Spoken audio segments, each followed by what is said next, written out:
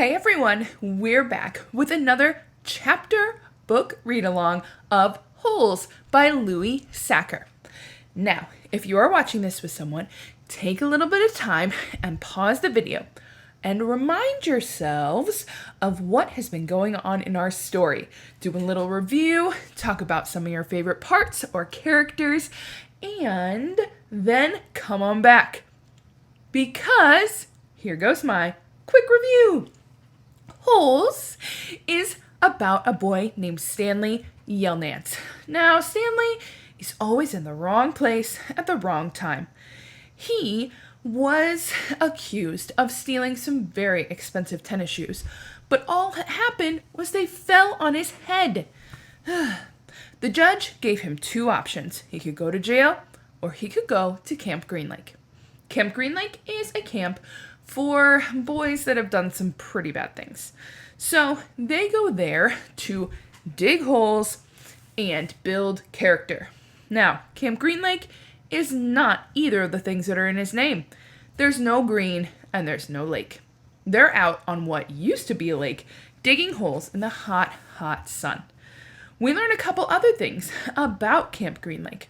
There are 3 main adult characters who are also there: the warden, Mr. Sir, and Mr. Pendanski. Now, the warden is clearly looking for something because Stanley found something that looked like a lipstick case from Kissin' Kate Barlow, who was an outlaw in the Old West. We learned a little bit about her.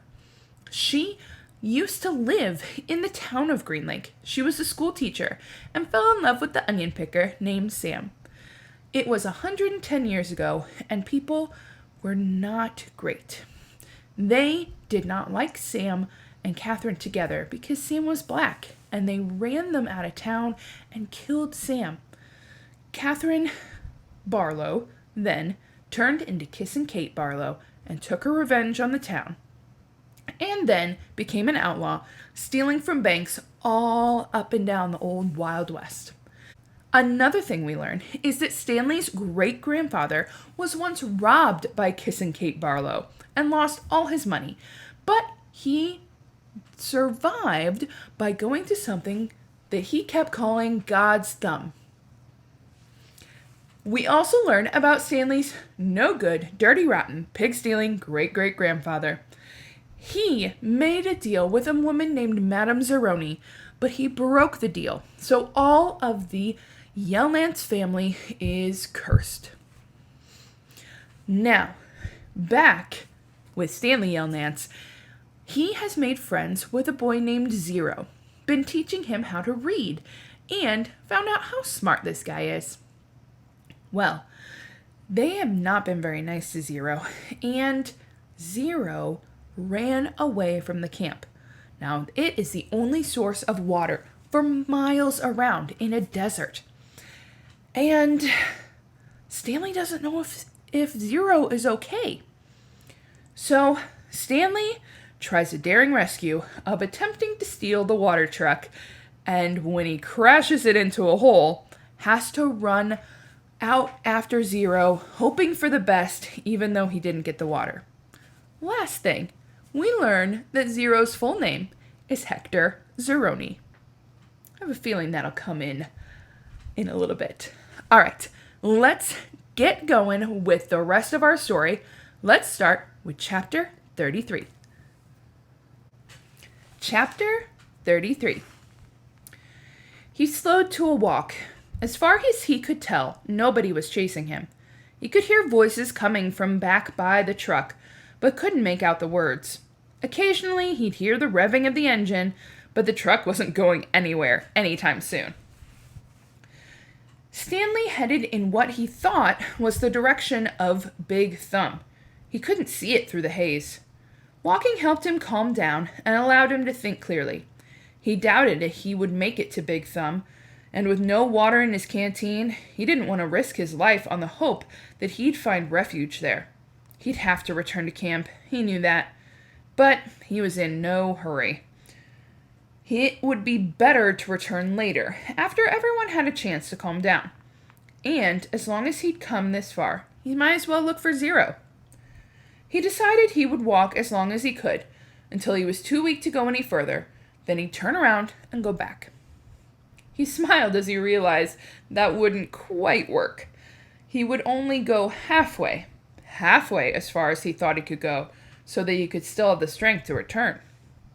Then he'd have to make a deal with the warden, tell her where he found Kate Barlow's lipstick tube, and beg for mercy. Stanley was surprised by how far out the holes extended. He couldn't see the camp compound anymore, but he still kept passing holes.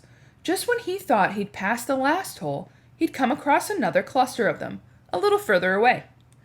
Back at the compound, they had dug in a systematic order, row upon row, allowing space for the water truck. But out here, there was no system. It was as if every once in a while, in a fit of frustration, the warden would just pick a spot at random and say, "What the hell? Dig here." It was like trying to guess the winning numbers in a lottery. Stanley found himself looking down into each hole he passed. He didn't admit to himself what he was looking for. After more than an hour had gone by, he thought he had surely seen the last hole, but then off to the left he saw another cluster of them. He didn't actually see the holes. He saw the mounds of dirt that surrounded them. He stepped over the mounds and looked into the first hole. His heart stopped. Down at the bottom was a family of yellow spotted lizards. Their large red eyes looked up at him. He leapt back over the mound and ran. He didn't know if they were chasing after him. He thought he might have seen one leap out of the hole. He ran until he couldn't run any further, then collapsed. They hadn't come after him. He sat there a while and caught his breath. As he got back to his feet, he thought he noticed something on the ground, maybe 50 yards away. It didn't look like much, maybe a big rock, but in a land of nothing, a little thing seemed unusual. He walked slowly up toward it. The encounter with the lizards had made him very cautious. It turned out to be an empty sack of sunflower seeds. He wondered if it was the same one Magnet had stolen from Mr. Sir, although it didn't seem likely. He turned it inside out and found one seed stuck to the burlap. Lunch. Chapter 34. The sun was almost directly overhead. He figured he could walk for no more than another hour, maybe 2, before he had to turn back. It seemed pointless. He could see there was nothing ahead of him, nothing but emptiness. He was hot, tired, hungry, and most of all, thirsty. Maybe he should turn around now. Maybe he'd already gone halfway and didn't even know it. Then, looking around, he saw a pool of water less than 100 yards away from where he was standing. He closed his eyes and opened them to make sure he wasn't imagining it. The pool was still there.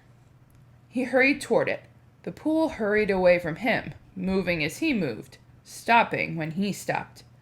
There wasn't any water. It was a mirage caused by the shimmering waves of heat rising off the dry ground. He kept walking. He still carried the empty sack of sunflower seeds. He didn't know if he might find something to put in it. After a while, he thought he could make out the shape of the mountains through the haze. At first, he wasn't sure if it was another kind of mirage, but the further he walked, the clearer they came into view.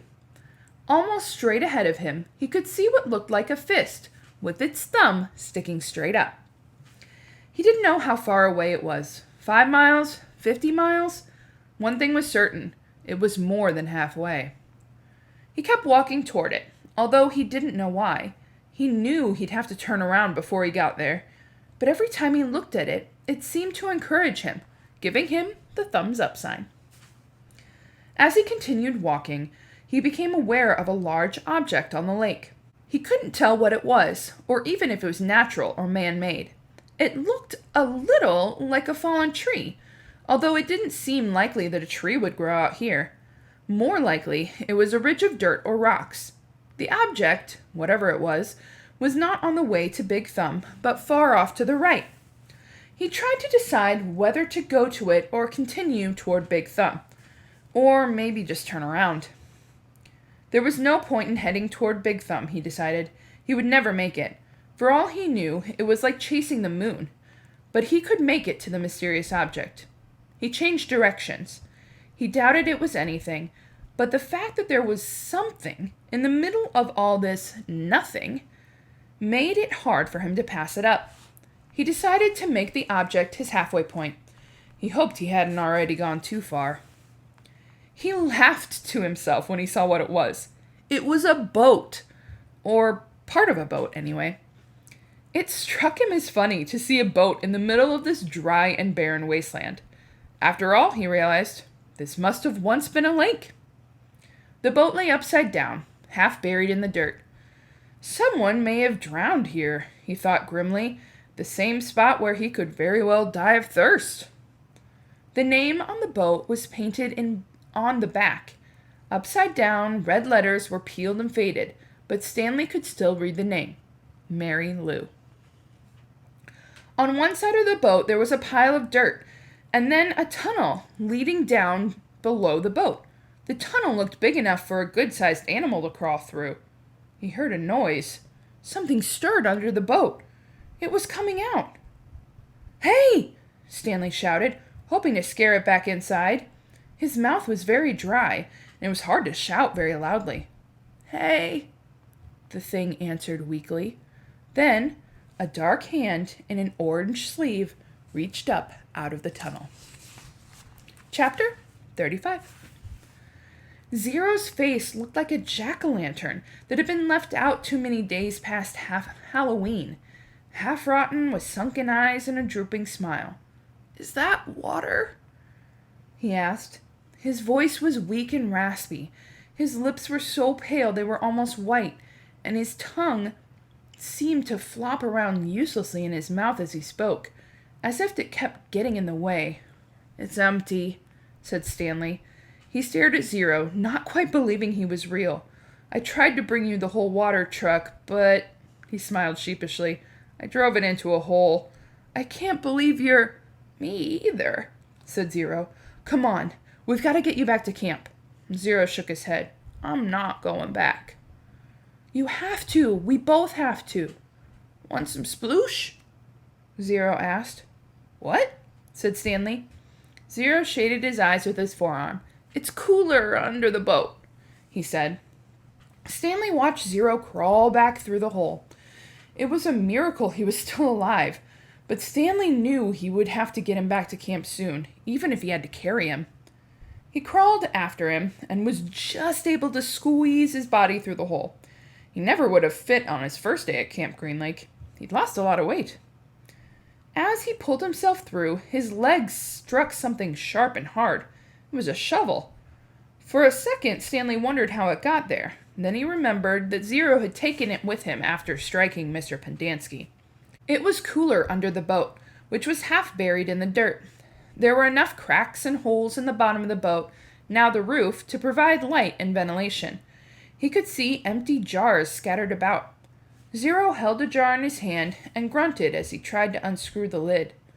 "What is that?" Stanley asked. "Sploosh!" His voice was strained as he worked on the jar. "Well, that's what I call it. They were buried under the boat." He still couldn't get the lid off. "I found 16 jars. Here, hand me the shovel." Stanley didn't have a lot of room to move. He reached behind him, grabbed the wooden end of the shovel, and held it out to Zero, blade first. "Sometimes you have to—" Zero then hit the jar against the blade of the shovel, breaking the top of the jar clean off. He quickly brought the jar to his mouth and licked the sploosh off the edges before it spilled. "Careful," Stanley warned. Zero picked up the cracked lid and licked the sploosh off of that as well. Then he handed the broken jar to Stanley. "Drink some." Stanley held it in his hand and stared at it for a moment. He was afraid of the broken glass. He was also afraid of the sploosh. It looked like mud. Whatever it was, he realized, it must have been in the boat when the boat sank. That meant it was probably over 100 years old. Who knew what kind of bacteria might be living in it? "It's good," said Zero, encouraging him. He wondered if Zero had heard of bacteria. He raised the jar to his mouth and carefully took a sip. It was a warm, bubbly, mushy nectar, sweet and tangy. It felt like heaven as it flowed over his dry mouth and down his parched throat. He thought it might have been some kind of fruit at some time, perhaps peaches. Zero smiled at him. Told you it was good. Stanley didn't want to drink too much, but it was too good to resist. They passed the jar back and forth until it was empty. How many are left? He asked. None, said Zero. Stanley's mouth dropped. Now I have to take you back. I'm not digging any more holes, said Zero. They won't make you dig, Stanley promised. They'll likely send you to a hospital like Barf Bag. Barf Bag stepped on a rattlesnake, said Zero. Stanley remembered how he'd almost done the same. I guess he didn't hear the rattle. He did it on purpose, said Zero. You think? He took his shoe and sock off first. Stanley shivered as he tried to imagine it. What's Marialuhu? Asked Zero. What? Zero concentrated hard. Marialuhu. I have no idea. I'll show you, said Zero. He crawled back out from under the boat. Stanley followed. Back outside, he had to shield his eyes from the brightness. Zero walked around the back of the boat and pointed to the upside-down letters. Marialuhu. Stanley smiled. Mary Lou. It's the name of the boat. Mary Lou, Zero repeated, studying the letters. I thought Y made a Y sound. It does, said Stanley, but not when it's at the end of a word. Sometimes Y is a vowel, and sometimes it's a consonant. Zero suddenly groaned. He grabbed his stomach and bent over. Are you all right? Zero dropped to the ground. He lay on his side with his knees pulled up to his chest, and he continued to groan. Stanley watched helplessly. He wondered if it was the sploosh. He looked back toward Camp Green Lake. At least he thought it was the direction of Camp Green Lake. He wasn't sure. Zero stopped moaning, and his body slowly unbent. I'm taking you back, said Stanley. Zero managed to sit up. He took several deep breaths. Look, I've got a plan, so we won't get into trouble, Stanley assured him. Remember when I found the gold tube? Remember I gave it to X-Ray, and the warden went crazy making us dig where she thought X-Ray had found it? I think if I tell the warden where we really found it, I think she'll let us off. I'm not going back, said Zero. You've got nowhere else to go, said Stanley. Zero said nothing. You'll die out here, said Stanley. Then I'll die out here, said Zero. Stanley didn't know what to do. He had come to rescue Zero, and instead drank the last of his sploosh. He looked off in the distance. I want you to look at something. I want you to look at that mountain up there. See the one with something big sticking out of it? Yeah, I think. What does it look like to you? Does it look like anything? Zero said nothing, but he studied the mountain. His right hand slowly formed into a fist, and he raised his thumb. His eyes went from the mountain to his hand, then back to the mountain. And that is where we're going to end today. All right, let's discuss the chapters we just read. Why did Stanley think that he might have to return to camp? Well, remember how he tried to steal the whole water truck? He didn't even fill up his canteen first. So Stanley would maybe have to go back just to get water. Why did Stanley's heart stop when he peered at the bottom of one of the holes?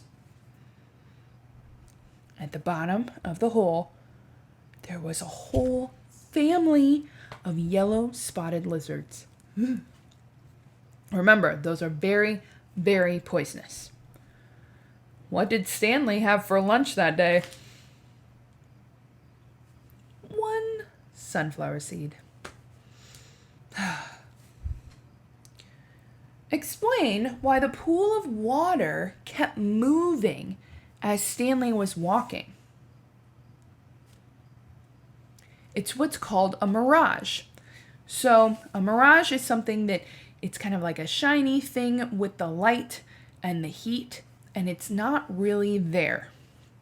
So if you've ever driven on a asphalt road, so one of those black top roads when it's really hot outside and you're coming down a hill and sometimes it looks shiny off in the distance, that is because of the sunlight and the heat meeting each other, and they make this really bright kind of shimmery spot. And so it looks like water, but it is not. And that's why it kept moving with Stanley, because he's seeing it. It's not really there. He's only seeing the reflection of the sunlight. Describe what Stanley found while walking across this dry and barren wasteland. He found one thing out there, didn't he? Well, first, he was going toward the big rock thumb, right? But he saw something out the other direction. So he thought he should go over there. Do you remember what it was? It was a boat. Who was under that boat? It was Zero. He's still alive, which is so exciting. But only surviving on whatever he found in that boat. Do you remember the name that's on the back of the boat? Mary Lou. That rings a bell, doesn't it? That was Sam the Onion Picker's boat. The Mary Lou, he named it after his donkey. What do you think what Zero was calling sploosh is? What do you think that could be? Now, if we also remember the story of Sam the Onion Picker and Catherine Barlow, she made spiced peaches. And they were in these jars, and she would give them to Sam all the time. So, I think those might have been 100-year-old spiced peaches. Probably not the best thing to eat, but when it's that or nothing, at least it kept Zero alive, right? All right, that's where we're going to end our discussion for today. I hope you enjoyed our story, and we'll see you next time as we continue Holes by Louis Sachar. Bye, everyone!